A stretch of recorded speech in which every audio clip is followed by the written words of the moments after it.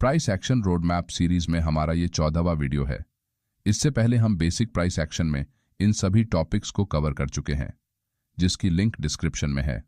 इसलिए आज हम उसी रोड मैप को फॉलो करते हुए बेसिक प्राइस एक्शन में चार्ट रीडिंग के ऊपर ये दूसरा वीडियो बना रहे हैं, जिसमें चार्ट रीडिंग करते समय कौन सी गलतियां नहीं करनी चाहिए इसके बारे में डिटेल में समझेंगे।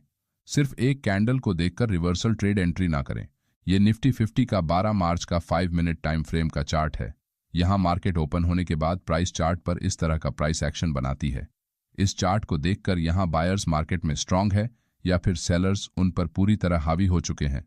आपको क्या लगता है? वीडियो को पॉज करके 2 मिनट तक इस चार्ट को देखकर एनालाइज करिए और अगर हो सके तो कमेंट में बताएं। चलिए, आपने अब अपने वीडियो को पॉज करके इस चार्ट को ठीक तरीके से पढ़ लिया होगा, ऐसा मानते हुए हम आगे बढ़ते हैं।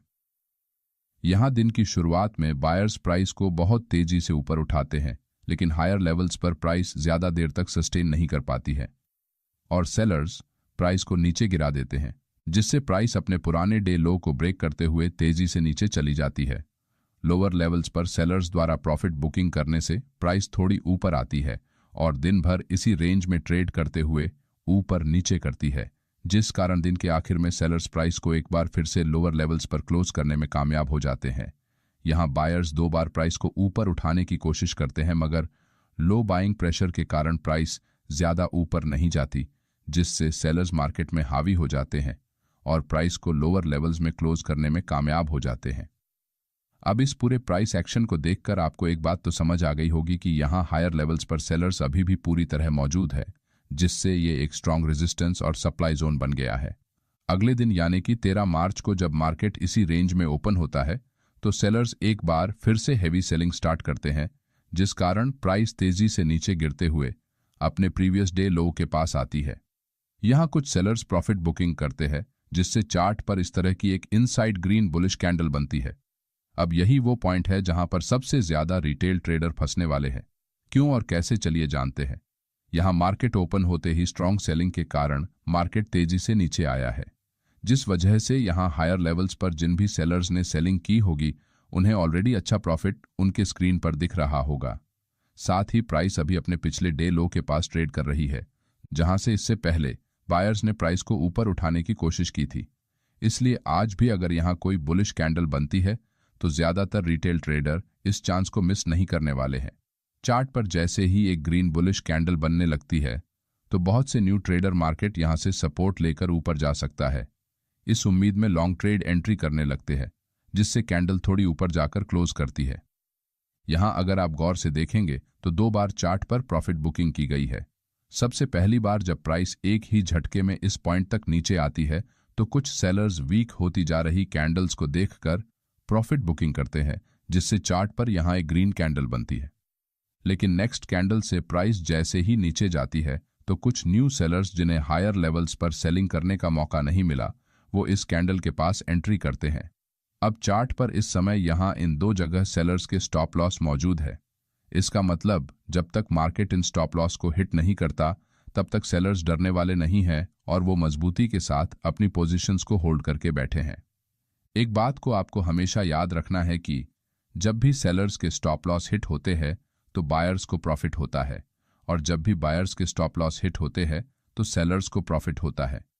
मार्केट में बायर्स के मुकाबले सेलर्स की ताकत हमेशा ज्यादा होती है, इसलिए most of the time buyers के ही स्टॉप लॉस हिट होते हैं, जिससे सेलर्स को प्रॉफिट होता है। यहां बायर्स प्राइस को सेलर्स के स्टॉप लॉस एरिया के पास ले आते हैं, लेकिन इस एरिया के ऊपर क्लोज करने में फेल हो जाते हैं। इसका मतलब यहां सेलर्स अभी भी मौजूद है। किसी भी चार्ट में प्राइस सपोर्ट लेकर जब भी ऊपर बढ़ती है तो ये रिवर्सल है या फिर पुल बैक है, ये जानने के लिए आप फाइबोनाची रिट्रेसमेंट टूल को स्विंग हाई से लेकर स्विंग लो तक अगर लगाकर देखेंगे तो यहां प्राइस ने 0.50 लेवल के ऊपर क्लोजिंग नहीं की है। अगर प्राइस यहां 0.50 लेवल को ब्रेक करते हुए उसके ऊपर कुछ देर तक ट्रेड करने के बाद ऊपर की तरफ निकलने की कोशिश करती तो आप इसे एक रिवर्सल की तरह ट्रेड कर सकते थे, लेकिन प्राइस 0.382 लेवल से ही रिजेक्शन लेकर फिर से नीचे जाती है। इसका मतलब मार्केट में अभी भी स्ट्रांग बेरिश ट्रेंड मौजूद है। इसी वजह से यहां जो अपसाइड मूव आया था वो एक प्रकार का पुलबैक था, जो कि सेलर्स की प्रॉफिट बुकिंग करने के कारण चार्ट पर बना था। जैसे ही प्राइस सेलर्स के स्टॉप लॉस एरिया के पास आती है तो सेलर्स अपने स्टॉप लॉस बचाने के लिए फिर से सेलिंग स्टार्ट करते हैं, जिससे सेलिंग प्रेशर बढ़ता है और प्राइस नीचे मौजूद इन सभी बायर्स के स्टॉप लॉस हिट करते हुए तेजी से नीचे चली जाती है। इसलिए चार्ट पर सिर्फ एक स्ट्रॉन्ग बुलिश कैंडल को देखकर कभी भी रिवर्सल ट्रेड एंट्री नहीं करनी चाहिए। चलिए अब आगे बढ़ते हैं। हमेशा प्रॉपर ब्रेकआउट कैंडल का वेट करना समझदारी होती है। ये निफ्टी 50 का 15 मार्च का 5 मिनट टाइम फ्रेम का चार्ट है। यहां दिन के शुरुआत में बायर्स प्राइस को ऊपर ले जाने की कोशिश करते हैं मगर फेल हो जाते हैं, जिससे प्राइस लोअर लोज बनाते हुए नीचे चली जाती है, मगर लोअर लेवल्स पर सपोर्ट लेकर फिर से ऊपर की तरफ बढ़ती है। इस प्राइस एक्शन से चार्ट पर हायर लेवल्स पर रेजिस्टेंस जोन और लोअर लेवल्स पर एक सपोर्ट जोन बनता है। नेक्स्ट डे यानी कि 18 मार्च को जब मार्केट ओपन होता है तो प्राइस एक बिग बेरिश रेड कैंडल बनाते हुए नीचे जाती है, लेकिन बायर्स प्राइस को ऊपर की तरफ पुश करते हैं, जिससे चार्ट पर लॉन्ग विक कैंडल बनती है। अगले 2 कैंडल में बायर्स प्राइस को इस रेजिस्टेंस के ऊपर क्लोज कराने में फेल हो जाते हैं, जिस कारण प्राइस एक strong bearish marubozu momentum candle बनाकर नीचे आती है। यहां मार्केट में बायर्स प्राइस को ऊपर ले जाने में पूरी तरह फेल हो चुके हैं, जिस कारण ये सपोर्ट लेवल अगर एक स्ट्रॉन्ग बेरिश कैंडल के साथ ब्रेक होता है तो आप यहां शॉर्ट ट्रेड एंट्री बना सकते हैं। थोड़ी देर बाद प्राइस नीचे जाते हुए इस सपोर्ट को ब्रेक करने के लिए एक स्ट्रॉन्ग बेरिश कैंडल बनाने लगती है। यहां सपोर्ट लेवल को टूटता हुआ देखकर बहुत से न्यू ट्रेडर पुट ऑप्शंस को बाय करने लगते हैं, क्योंकि उन्हें लगता है कि प्राइस इससे पहले 2 बार इस सपोर्ट को तोड़ने के लिए नीचे आई है। इसका मतलब अब तीसरी बार यह सपोर्ट लेवल जरूर टूटने वाला है, इसलिए ये अपॉर्चुनिटी कहीं अपने हाथ से निकल ना जाए। इस कारण कैंडल के क्लोज होने का इंतजार न करते हुए वो सीधे शॉर्ट ट्रेड में एंट्री करने लगते हैं, लेकिन प्राइस इस सपोर्ट लेवल से सपोर्ट लेकर ऊपर निकल जाती है और सभी पुट बायर्स के स्टॉप लॉस हिट हो जाते हैं। यहां अपना स्टॉप लॉस हिट होता हुआ देखकर बहुत से रिटेल ट्रेडर फ्रस्ट्रेट हो जाते हैं। थोड़ी देर बाद जब प्राइस फिर से उसी लेवल के पास आती है तो यही ट्रेडर जिनका इससे पहले स्टॉप लॉस हिट हुआ था वो सभी इस बेरिश कैंडल को देखकर एक बार फिर से मार्केट से बदला लेने के लिए उसी जगह शॉर्ट ट्रेड में एंट्री करना स्टार्ट करते हैं। प्राइस पिछली बार की तरह इस बार भी थोड़ा नीचे जाती है, मगर कैंडल की क्लोजिंग फिर से सपोर्ट एरिया के ऊपर हो जाती है, जिससे इस लेवल पर जो पुट बायर्स मार्केट में शामिल हुए थे उन सभी के स्टॉप लॉस हिट करते हुए मार्केट अपने प्रीवियस रेजिस्टेंस को ब्रेक करते हुए ऊपर निकल जाता है, क्योंकि यहां पिछली बार जो भी बायर्स सपोर्ट एरिया के पास मार्केट में एंटर हुए थे उन सभी के स्टॉप लॉस इस सपोर्ट एरिया के नीचे लगे हुए थे। इससे ज्यादा नीचे और बायर्स के स्टॉप लॉस नहीं है। इस वजह से मार्केट बायर्स के स्टॉप लॉस हिट करते ही ऊपर की तरफ मौजूद सेलर्स के स्टॉप लॉस हिट करने के लिए ऊपर निकल जाता है। इसलिए जब भी आप किसी कंसोलिडेशन जोन के ब्रेकआउट या फिर ब्रेकडाउन पर ट्रेड एंट्री का मन बनाते तो जब तक इस जोन को ब्रेक करने वाली कैंडल की क्लोजिंग उस जोन के नीचे नहीं होती तब तक ट्रेड एंट्री करने से हमेशा बचना चाहिए। चलिए अब अगला एग्जाम्पल देखते हैं। Always try to connect the dots. ये बैंक निफ्टी का 7 मार्च से लेकर 18 मार्च तक का 15 मिनट टाइम फ्रेम का चार्ट है। यहां प्राइस लगातार हायर लोज और लोअर लोज का फॉर्मेशन बनाते हुए नीचे जा रही है। अगर आप यहां इन सभी पॉइंट्स को एक ट्रेंड लाइन से कनेक्ट करने की कोशिश करेंगे तो आपको पता चलेगा कि जब भी प्राइस इन ट्रेंड लाइंस को टच करती है वैसे ही रिवर्स हो जाती है। इसका मतलब इस समय मार्केट में एक शॉर्ट टर्म डाउन ट्रेंड शुरू है। इसके साथ ही अगर आप यहां कैंडल्स की मूवमेंट्स को देखेंगे तो जब भी प्राइस ऊपर वाली ट्रेंड लाइन को टच करती है तो तेजी से नीचे चली जाती है, लेकिन जब लोअर साइड की ट्रेंड लाइन से सपोर्ट लेकर ऊपर निकलने की कोशिश करती है तो प्राइस थोड़ी रुककर ऊपर की तरफ बढ़ती है। इसका मतलब यहां बायर्स के मुकाबले सेलर्स मार्केट पर हावी है।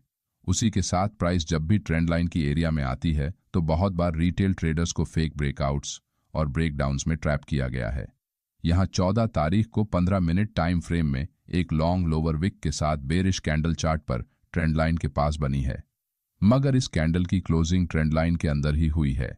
लेकिन अगर इसी समय को आप लोअर टाइम फ्रेम यानी कि 5 मिनट टाइम फ्रेम के चार्ट पर देखेंगे तो यहां एक बिग बेरिश मारुबोजू कैंडल के साथ प्राइस ने इस ट्रेंड लाइन को ब्रेक किया है और कैंडल की क्लोजिंग भी ट्रेंड लाइन के नीचे हुई है। इसका मतलब जिस किसी भी रिटेल ट्रेडर ने यहां ट्रेंड लाइन को बनाने के बाद इस प्रकार से ट्रेंड लाइन का ब्रेक डाउन करने वाली कैंडल को ट्रेंड लाइन के नीचे क्लोज होते हुए देखा होगा, उनमें से बहुत से रिटेल ट्रेडर्स ने यहाँ पुट ऑप्शन को बाय करते हुए शॉर्ट ट्रेड में एंट्री जरूर की होगी और अपने स्टॉप लॉस को हिट किया होगा। इसलिए जब भी आप इस प्रकार की ट्रेंड लाइन को हायर टाइम फ्रेम में चार्ट पर बनाते हैं तो हमेशा उसी टाइम फ्रेम में मार्केट ने इस ट्रेंड लाइन का ब्रेक किया है कि नहीं, ये जरूर देखें और उसी के मुताबिक ट्रेड एंट्री करने की कोशिश करें, तभी आप फेक ब्रेकआउट से अपने आप को बचा सकेंगे। आपको चार्ट रीडिंग का ये वीडियो कैसा लगा कमेंट में जरूर बताएं। द ब्रेन टाइटन्स इस यूट्यूब चैनल और इंस्टाग्राम अकाउंट के अलावा हमारा कोई भी टेलीग्राम चैनल नहीं है। कुछ लोग हमारे नाम से फेक अकाउंट बनाकर हमारे ही वीडियोस का इस्तेमाल करके आपको बेवकूफ़ बना सकते हैं। कृपया इन फ्रॉड लोगों से सावधान रहे। अगर आपको हमारा ये वीडियो अच्छा लगा तो वीडियो को लाइक और चैनल को सब्सक्राइब जरूर करें। धन्यवाद।